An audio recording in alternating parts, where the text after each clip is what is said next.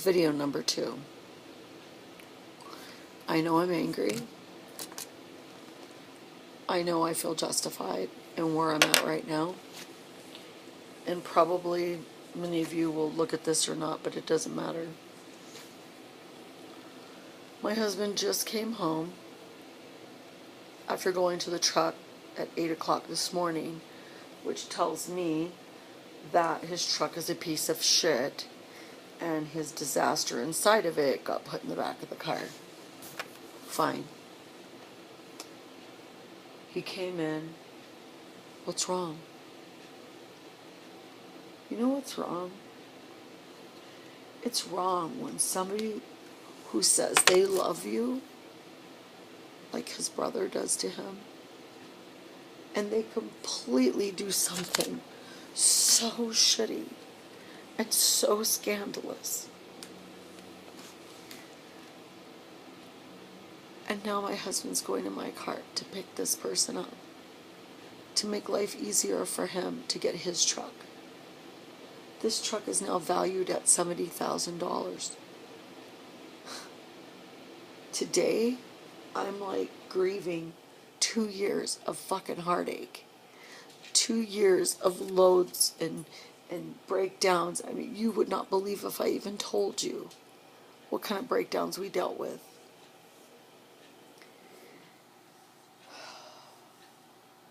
And he said, "Do you want me to bring him here?" And I said, "Yeah. Yeah. Because if I go to that truck stop with Tim, I'll end up not having my medicine because I'll be sitting in jail for an assault charge. So bring him here. Do that. I guarantee you if he walks in his house, I'm going to hit the fucking play button.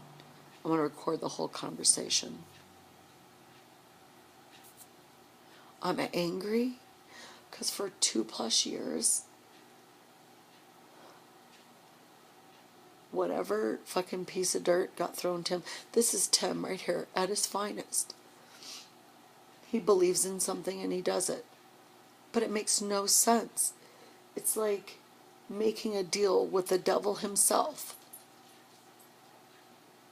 knowing you're not going to make it, but you still fucking do it.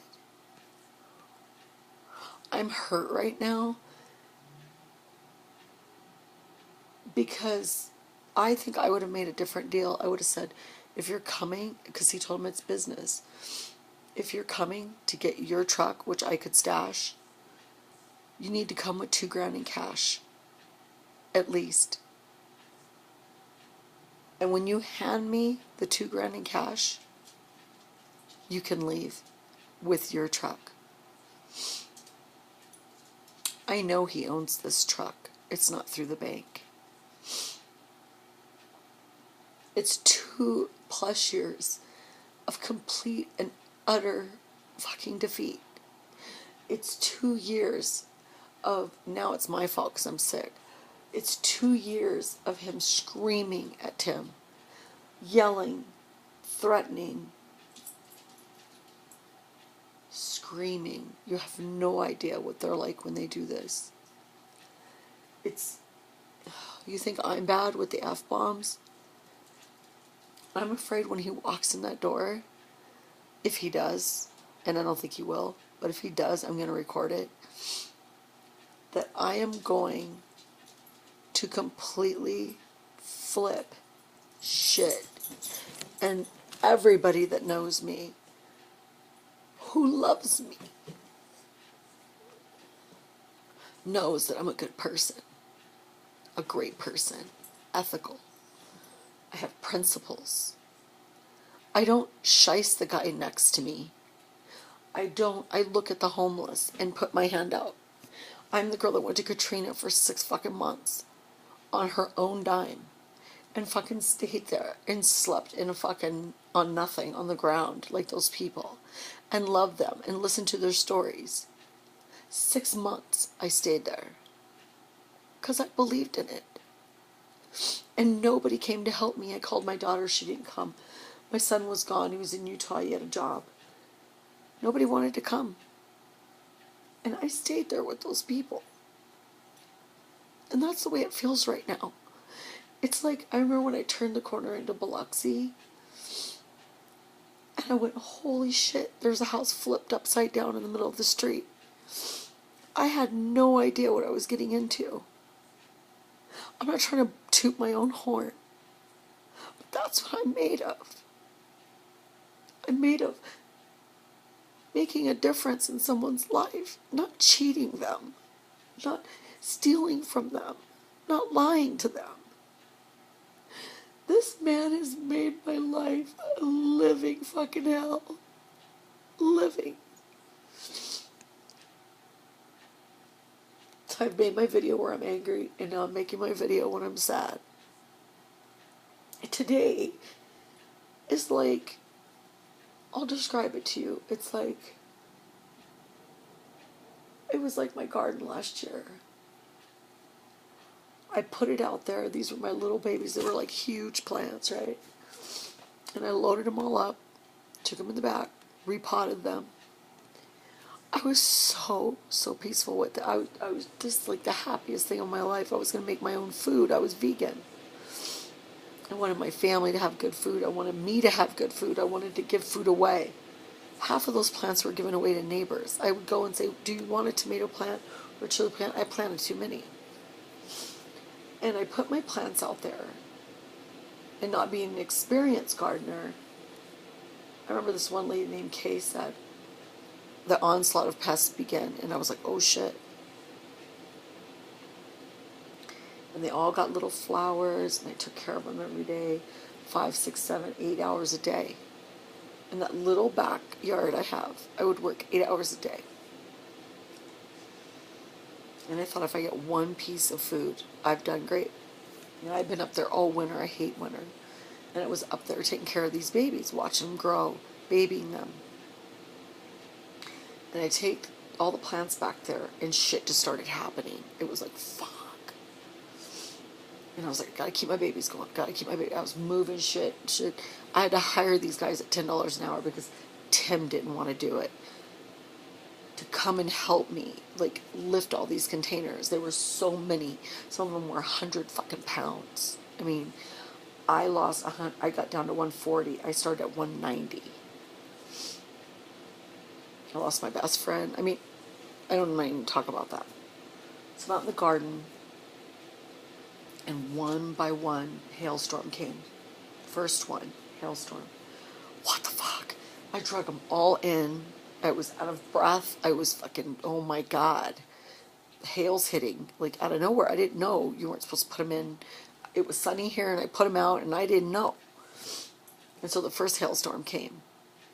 Well, me not being an experienced gardener, I don't know what that means. I don't know. And the babies were, you know, they were pretty, a couple of them were pretty bad hit. Oh shit, you know. And then I got 11 hailstorms. 11. I counted them. I did videos about them. And my other gardening friends would be like, don't give up. Be patient. Don't give up. And they would help me fix my soil, and they would tell me what to do. And I worked and I worked and I worked for 9 fucking months. Worked. Blood, sweat, and tears. And one day I'm out there and I see these beautiful red tomatoes, you know. I'd never grown a tomato from seed. I'm like, yes, I got it fixed. And there's pests and soil problems and water and hail, and they pruned them down to stems. I actually hid underneath a tarp one night and videotaped the whole thing of being under there because I didn't want to leave them alone. These were like my little babies. I was like, let that hail come. You know, a tarp was over me. Made a video. Everybody laughed their asses off because I wasn't going to let those guys die, you know, by themselves. I hang there with them no matter what. And after 9 months, so I see the tomatoes and I'm like, oh my God, they're so red. There's so many of them, you know, checking for suckers, doing all this stuff. And I'm looking at tomatoes one day, so I go down and I'm cleaning one of my containers, my smaller container, and I happen to look in the corner of my eye and I see brown. I was like, God damn it, it's a pest. And I touched the tomato and I could feel it. And I looked underneath and the whole fucking bottom was gone. But you couldn't see it with the naked eye. I mean, it still was shaped like a tomato, but it was under it, bottom and rot. And I didn't know. So I cut them all off. There must have been 75 tomatoes, all ruined. I run back down to the nursery. I'm in tears. How do I fix this? I do it again. Do it again. I ate frying green tomatoes until they were coming out my ears.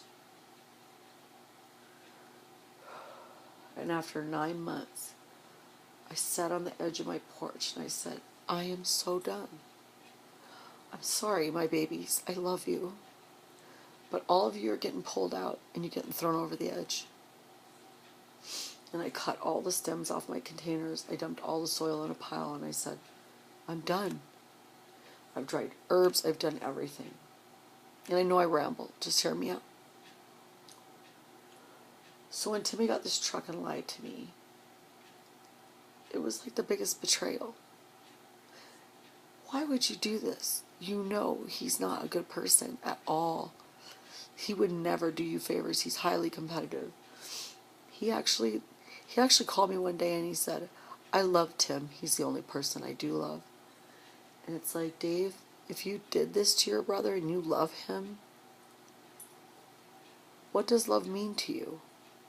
Like, I fucking don't get you, dude. Actually, there was a rumor that went around 30 years ago that I had fucked his brother and that Kimmy was his dad. That's how I feel today, like I did in the garden. I've given it everything I can. There's nothing left. And Tim's like, do you want me to bring him to the house? And I said, please do that. Bring him here. I'm too sick. Bring him here. I have one thing to say, actually, maybe an hour's worth of stuff to say to Dave. There could have been times when he would have said, hey, Tim, you know, I owe the bank or whatever it is he's saying. I'm going to make the payment, you know, as like my part, right?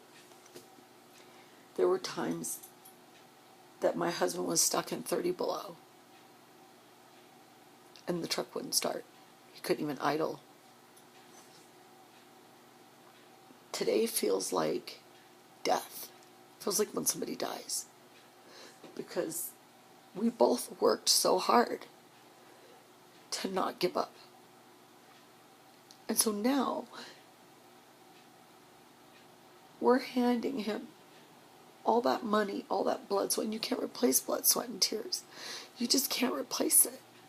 So when my grown room had to start again, I had trouble walking in there because I was like, I don't know if I can go through another garden loss. Like, I don't know if I can. And so I started a few tomatoes, and every time I go in there, I get really down because I didn't know if I could do it again. I mean, that garden, people don't understand unless they garden. Like, that is devastating when you just do one thing after another.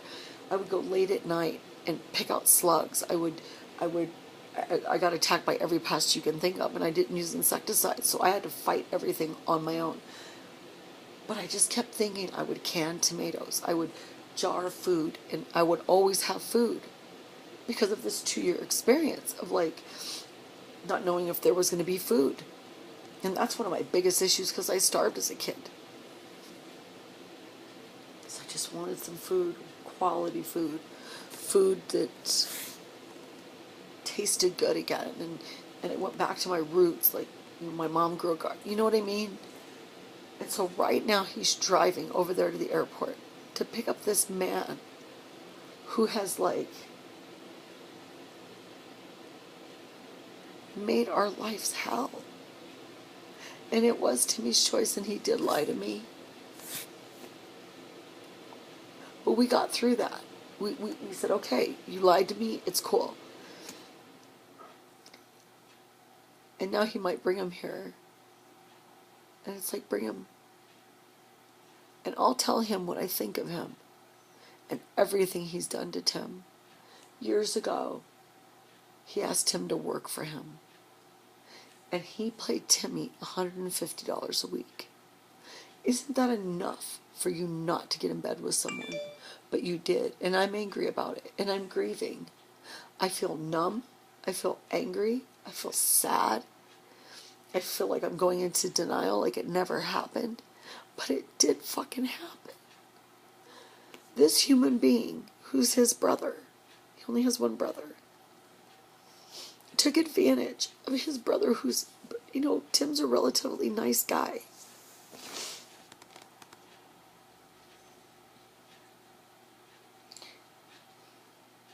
And Dave said, I told you to come and drop it off. It wasn't that easy. He would be in Alaska, Canada. We were trying to catch up. And Timmy's son called me and he said, don't let Dad give up. And I said, Aaron, you don't understand what he's gone through. Every time I took Timmy to the truck stop, it wouldn't start. Ever. It never once started. I had to pick up my hood and jump his truck. Every time he turned that key off, every time it didn't start. And I just wanted Timmy to succeed at one thing. One thing. One. He's never accomplished anything. He's never had success. I've had success. I've had college and my kids and, I have all this accomplishment. And I just wanted him for once to have something with his name on it. Something that said, you did the hard work and there it is. And he would call me and say, what should I do? And I'd say, I don't know, Tim. I don't know.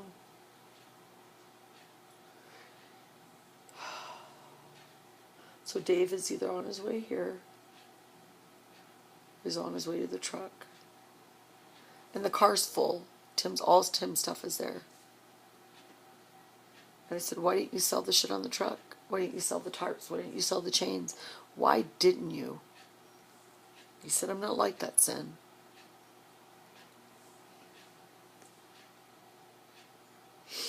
So the mortgage is going to come and it's going to hit my son's credit. Is that fair? Is that fair to hit my son, who's like the most... He's my best friend, my son. I cannot tell you what this feels like right now. A 2-year nightmare is coming to an end. And everybody's like, you should feel good. And it's not that. It's grieving what he's been through. It's knowing he's eating beefaroni out of the can while I could cook a meal. It's leaning up so bad that you're sitting here going, my husband, who's always made money, who was able to take care of me, is not. What do I do? I have to call cable, I have to call them, I have to call them.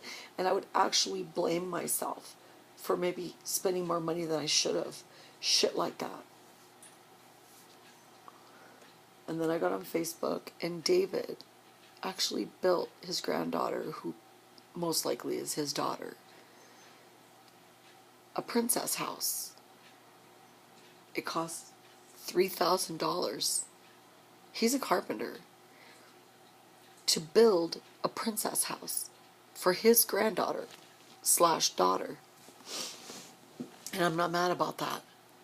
What I understand is when he sees his brother, why he doesn't say, here's $1,000 to help you get through it. Or, Tim, I did you wrong. And I know you're mad at me. Or there's so many different things he could say other than what he's saying. So if he shows up here, you guys, I'm going to tell him what I think of him. I'm going to tell him, what did your brother ever do to you to make you do this to him? It's not just Timmy's fault. It's his fault too. The screaming, the yelling. And I kept saying, be a better person, Cindy. Don't go here, Cindy. Don't stoop to his level, Cindy. And all of me says, knock him across the face. Everything in me. Defend Timmy. Because he won't. So this is my sad video.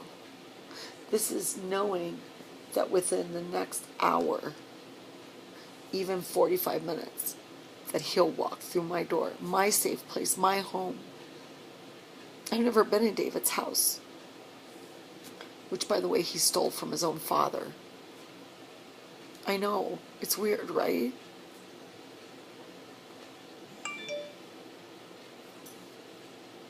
as he kept buying antique guns.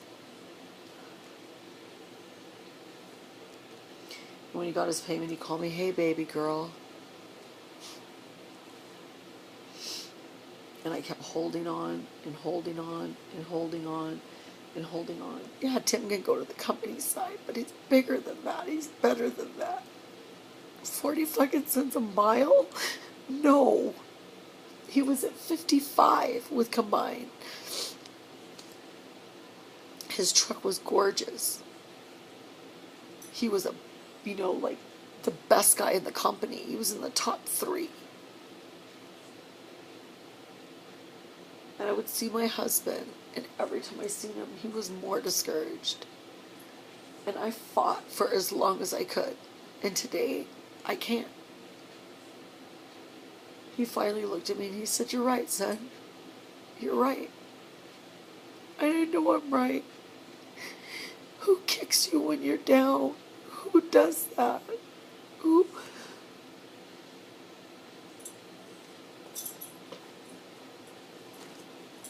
Betty's doing her garden. She does it every year.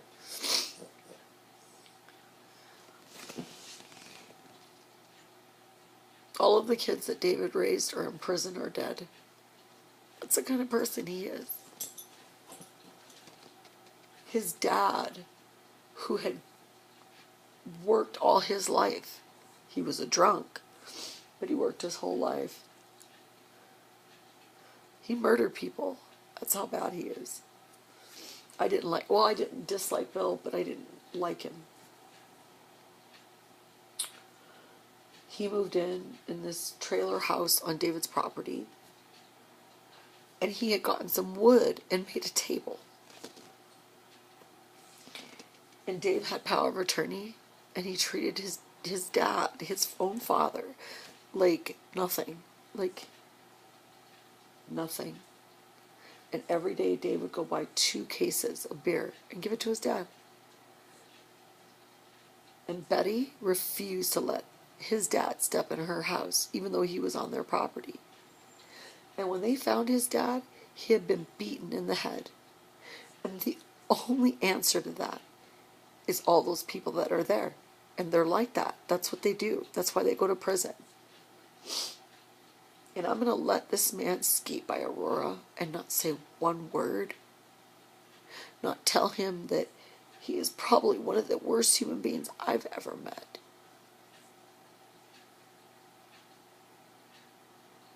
I'm sick. Right now, there's a lot of pressure on me. And when I'm not sick, it's fine. So does the good guy ever win? That's what I want to know. You guys know he was gone for 6 fucking months. That was a long ass time. I'm mad at Tim. I cannot even express to you how angry I am that he doesn't care about himself enough to say no. No. Maybe one day in the future, I'll know what all this means. So he's coming to my house. I don't think he'll do it.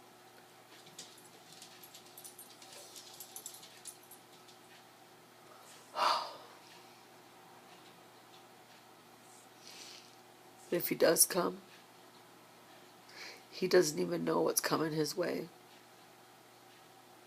I would never hurt Dave, but I think he deserves a big frickin' rude awakening. My husband doesn't even own a car. He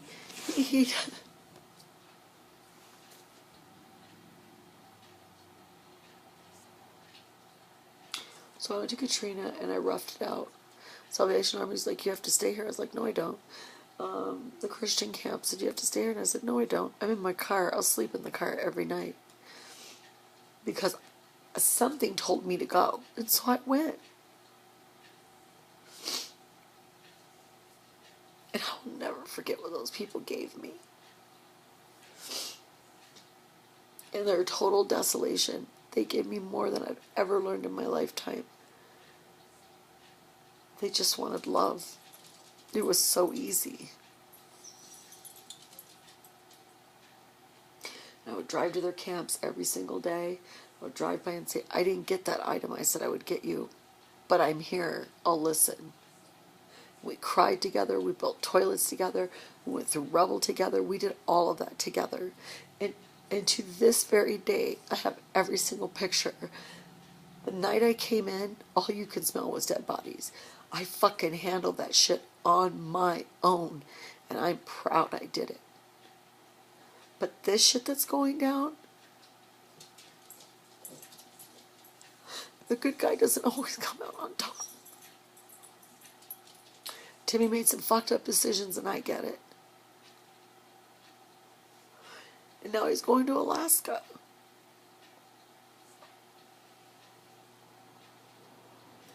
The fucking ice road. More? On an island? That's fucking crazy. Everybody quits. Everybody leaves. Nobody wants to do that job. And so here he goes. Flying off to Alaska, you know? And it's like, I won't go there. And I'll tell you why. My brother fucking went to Alaska and he blew his fucking head off. And I was there for him and I listened to him cry. And I knew exactly why he tried to kill himself, or attempted to kill himself many times.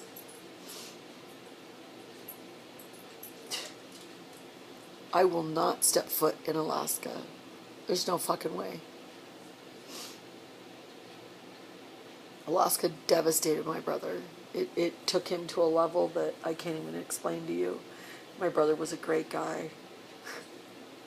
One time I was surviving with my kids and my brother came in with $15,000 in cash and said, here's this. One day I came home and I hardly didn't have any furniture in my house. And I was working at my parents' restaurant. And I came home and he said, come here, I want to show you something, close your eyes. And I pulled up in the parking spot. And he put his hand over my eyes. And he took the thing off. And there was nothing but beautiful flowers all around my house. He had planted these beautiful flowers. Pansies and posies and purple violets. And then a month and a half later, he blew his fucking head off. In front of my house. So Cindy doesn't do Alaska.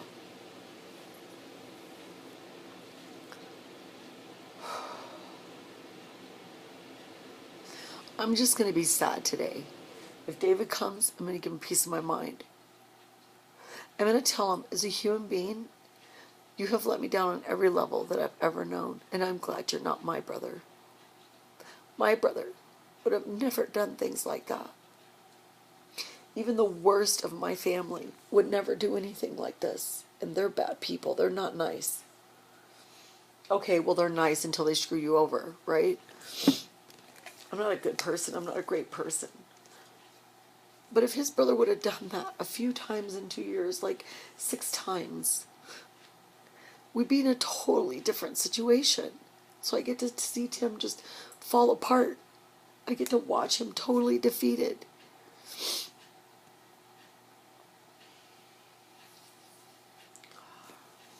It's fucked up. I'm going to defend Timmy because he can't defend himself. I'm going to look at David Thompson and say, you have disappointed me on every fucking level. And I've never met anyone like you. Ever.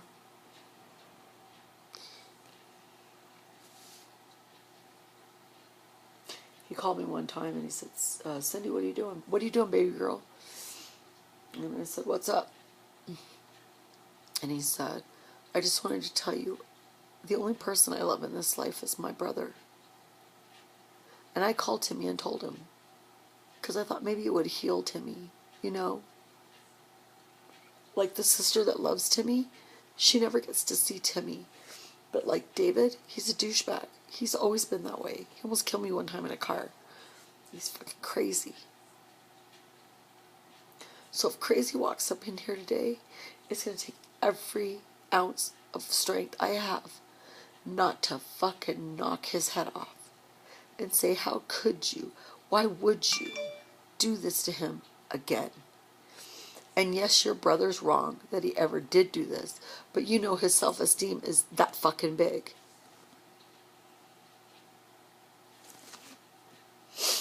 This is a disgraceful thing. It really is. For Tim's sake. Not me. For Tim.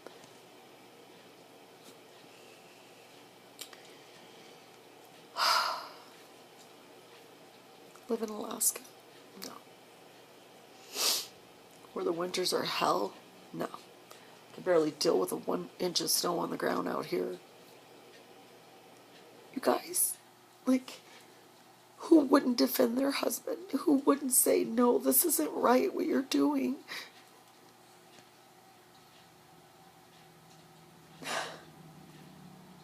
He went under our backs and applied to work at Timmy's company so he could move that trailer.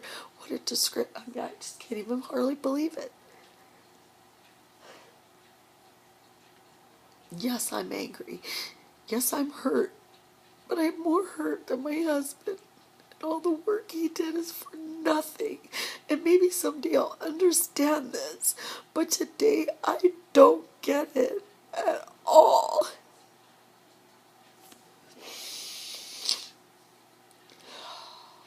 Do you guys understand? If something was to happen to me, Timmy would kill himself. That's fucking tough.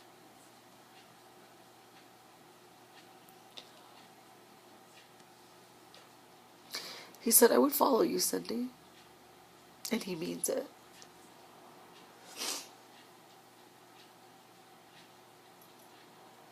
I'm faced with like the biggest obstacles of my life. Watching.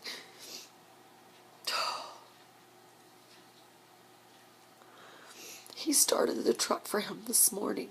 So when he got in at 3, his brother didn't have to try to start that truck. Are you kidding me?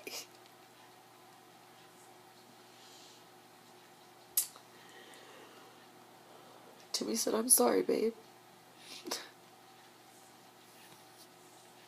I tried so hard. I said, I know. But when are you going to be good enough? When are you going to do something for yourself other than for other people who you can't trust? Nobody's here for Tim but me. The person he loves most in this life was his mother. And she died because Timmy wouldn't get off that truck to go see her. And then she was just dead, and it devastates him. So I'm posting this motherfucking video because I might just get real fucking nuts here in a few minutes, and it's not going to be good.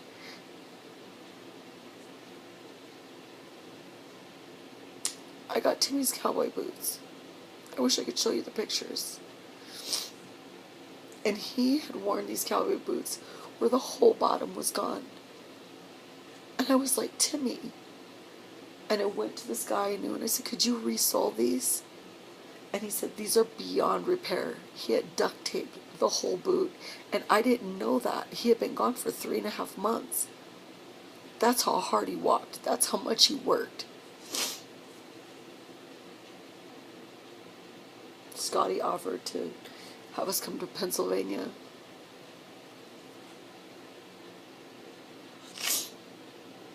So I'm done. His brother's on his way. I don't know whether he'll show up here or at the truck stop. But whichever way it goes, I'm proud of what I did. And I'll always be proud of what I did because I'm doing the right thing. And call a fucking spade a spade. And that's what it is. Because I may never see Dave again. And when I see Dave, I want to tell him what I think he did. I wish I could show you videos of the last 2 years of what we went through. And you guys go through it too. I'm completely fucking devastated. Today. So tomorrow I might make another video and I'll be in a better place. But today, I am sorely disappointed in this $9,000 truck. So, that's where I'm at. And I need to make something to eat, and I need to get a meal in me so I don't have this fucking pounding headache. My sides are killing me. But if he shows up here, I will tell him how I feel, and I don't know what that's gonna look like. And if I slap the shit out of him, maybe he needs to get slapped. I don't know. But let's see what's coming. There's just a point in time where you just get sick of the bad guy. You just get tired of him. There's more bad guys than good guys, you know?